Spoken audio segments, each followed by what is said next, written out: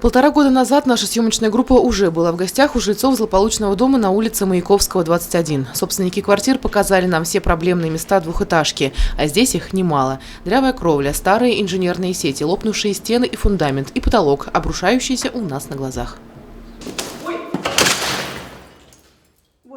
Двухэтажка 1955 года постройки уже четверть века стоит на стяжке, но с каждым годом трещин в стенах дома становится все больше. Жильцы все это время оббивали пороги различных инстанций, настаивая на признании здания аварийным. Дошло до того, что собственники написали коллективное письмо Владимиру Путину. Дело сдвинулось. Дом попал в программу переселения.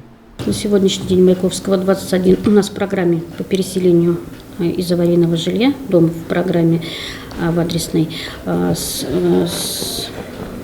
получается, со сроком исполнения этой программы, вот конкретно по этому дому, это 2016 год.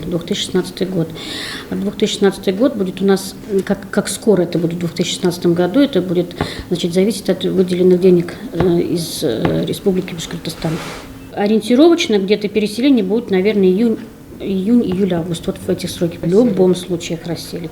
У нас они 3 дома: Маяковского, 21, Островского, 18 и Пионерская, 18. Дом буквально трещит по швам, поэтому ждать назначенный срок до переселения для людей не вариант. А потому в июле был сделан поддерживающий ремонт, но его хватило ненадолго.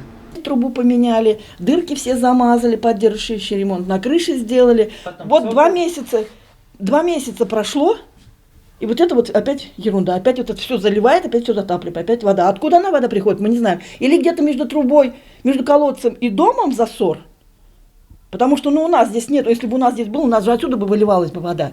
Получается, где-то там засор уже. Не поднимается. Да, и вот опять вода стоит, опять это вонь постоянная. Дышать здесь нечего, у них маленькие дети.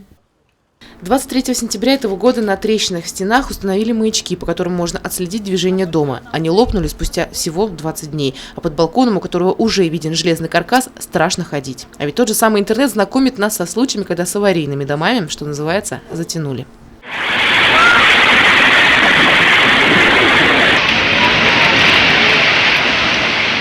Елена Афанасьева, Радмир Сингулов, Гульгина Раскильдина, телекомпания СТВ.